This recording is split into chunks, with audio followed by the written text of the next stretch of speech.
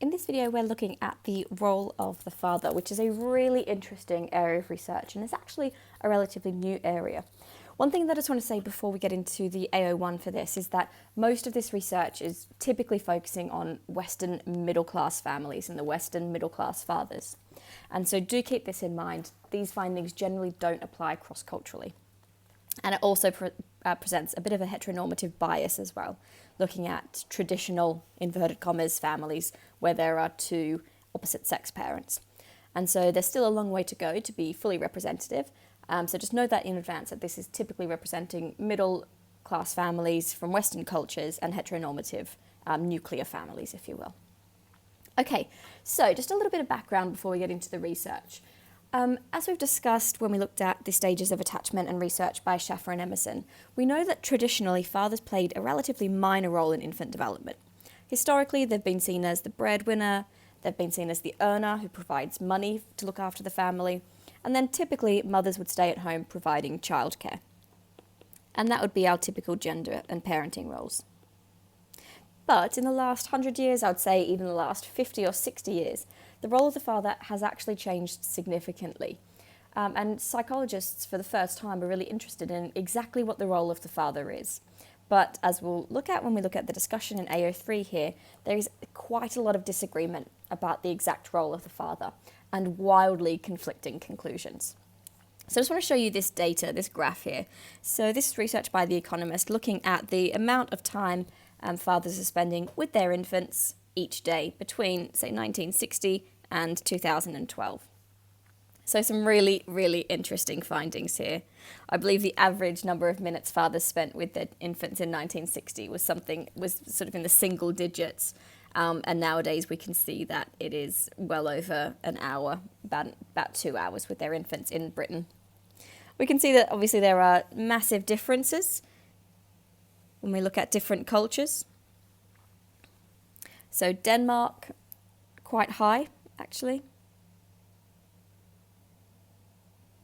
And France, some stereotypes there, perhaps, about involved parents. But when we look at the mother, there's also the mother spending less time with their infants there as well. We can also see differences between university educated and non-university educated. So this is likely to be due to income as well.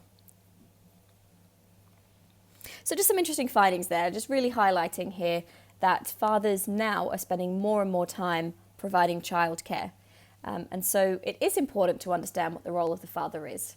And if the father's role is different to the mother's, what effect is that having on the child's development? So some questions on the role of the father. Just remember that most research up until this point has really focused on the role that mothers play in the child development. And the role of the father has typically been neglected. But now, more recently, we're looking at the specific role that a father can play. So some of the questions that we're asking is, do infants attach to fathers? That seems like a pretty big one. And if they do, when? Does this happen before they attach to mothers? Does this happen at the same time? Does this happen after? When do infants form attachment to fathers, if they indeed do at all? Why are fathers rarely the primary attachment figure? What is it about fathers that makes them less likely to be providing sensitive responsiveness to the infant? What is it? And are there special circumstances where the father can be the primary attachment figure? What exactly is the role of the father? Is it qualitatively different from that of the mother? Or can fathers take on a more maternal role if the situation arises? So what happens when the father is the primary caregiver? Do they take on that maternal role? Or do these differences and this distinct role of the father still exist? And then we need to think about the wider implications here. What are the implications for fathers? If the role of the father is similar to the mother, well, that has implications for childcare and parenting decisions and who stays home. This then has implications for mothers and the economy. So it's really important that we understand the role of the father and whether fathers can take on primary caregiving roles without harmful consequences for the development of their child. So these are the questions that we're going to be attempting to answer here. But as you'll see, there's a lot of conflicting evidence from the research. So let's start with attachment to fathers. Here we're really asking, do infants attach to their fathers and when? And as I've already looked at in the research by Schaffer and Emerson, fathers are much less likely to be the primary attachment figure. So in their research, remember that was in 1965, so perhaps now outdated, but in their research they found that 3%, only 3% of first attachments were to the father. And this is, of course, in comparison to the 65% of first attachments to the mothers. By the time we include joint attachments, that figure for mothers is around 95%. So significantly, infants are attaching to their mothers as a primary attachment figure, and fathers, not so much. However, we also know from this same research that fathers do go on to become important attachment figures. They often become the secondary or tertiary attachment figure. So by the time the child reaches this stage of multiple attachments, 75% of babies have formed an attachment with their father. And we know this because those infants show separation anxiety and stranger anxiety. And so we've got evidence there that fathers, although not the primary attachment figure, are important secondary attachment figures. So now we're going to ask the question, do fathers hold some specific value to attachment? Do they provide a unique role? And if so, what role does this play in the child's development? So this research by Grossman, more recent, more contemporary research here, and remember a longitudinal design. So we're following these infants from young infancy all the way through, in this case, to adolescence. And in Grossman's research, they found that babies' attachment to their mothers, but not to their fathers, was related to attachment in adolescence. So really, really interesting findings here. So in this research, it was longitudinal. Babies' attachments were studied from infancy all the way up until they were in their teens. And the researchers here looked at both parents' behaviour and its relationship to the quality of their baby's later attachments to other people. So they looked at interactions between the mother and the infant and the father and the infant, and then later on looked at that child's quality of attachments to other people in adolescence, like friendships and romantic relationships, for example. And here they found that the quality of a baby's attachment with mothers, but not to fathers, was related to attachments in adolescence. And this suggests that attachment to fathers is just less important than babies' attachments to their fathers, particularly when it comes to later relationships. So some interesting research there suggesting that the role of the fathers is less important than the role of the mother. But we do know that fathers have a really special role to play.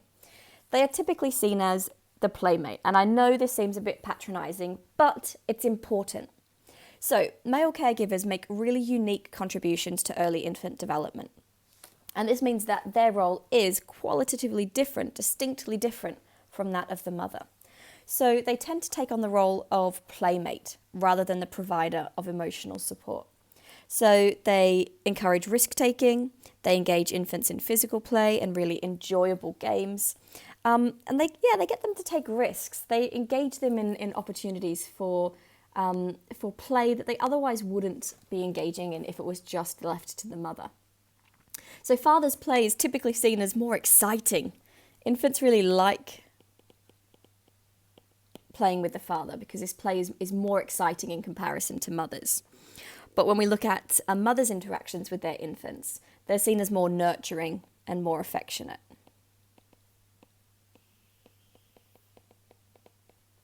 And what we see is that when children are in a positive mood state, when they're feeling happy, they go to the father.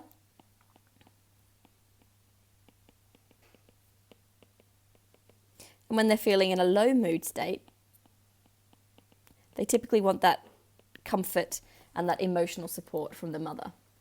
But because of this, fathers are seen to make really important contributions to the child's cognitive development and language development as well. Because fathers' vocabulary is shown to influence language development. And this is only true for fathers and not mothers.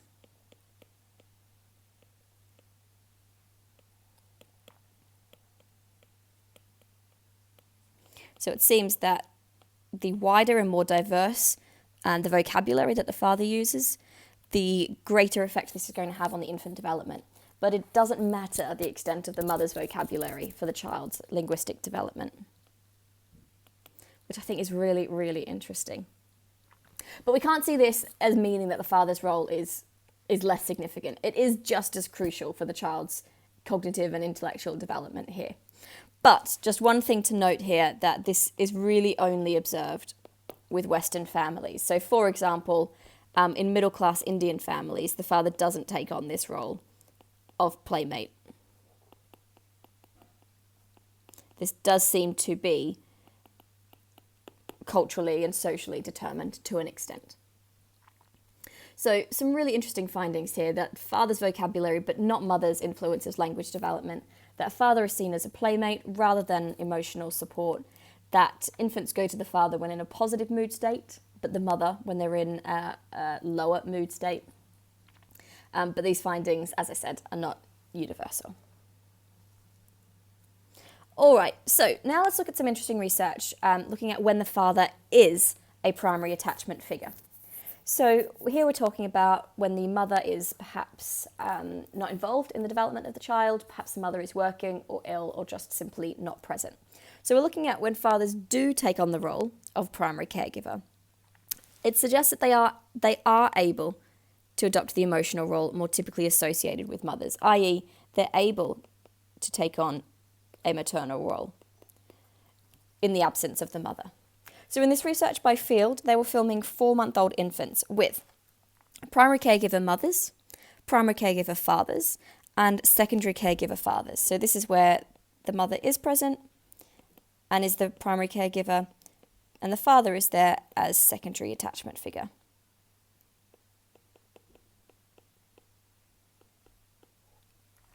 Really interesting that in this research, primary caregiving fathers, just like mothers, spent more time smiling, holding, and interacting with their infants than secondary caregiver fathers.